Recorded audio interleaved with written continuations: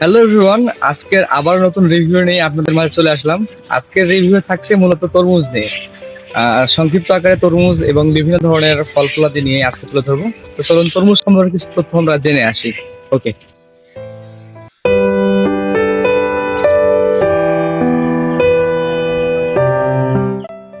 তরমুজ বাংলাদেশের মানুষের প্রিয় একটি ফল। এটি বেশ পুষ্টিকর এবং উপাদান সমৃদ্ধ ফল।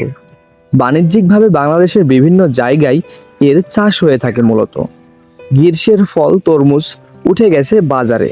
ফলটি পানিতে পরিপূর্ণ এবং এটি খেলে পানির শূন্যতা রোধ হয়। মূলত বিশেষ করে রোজার সময়টা তরমুজ খাওয়া ভীষণ জরুরি এবং এতে vitamin A, vitamin C, potassium ও ম্যাগনেসিয়াম পাওয়া যায় এই ফল থেকে।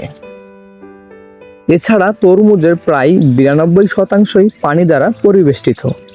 তরমুজ এমন একটি ফল, গরমের ক্লান্তি ও ডিহাইড্রেশন দূর করতে জড়ি নেই রসালো এই তরমুজের।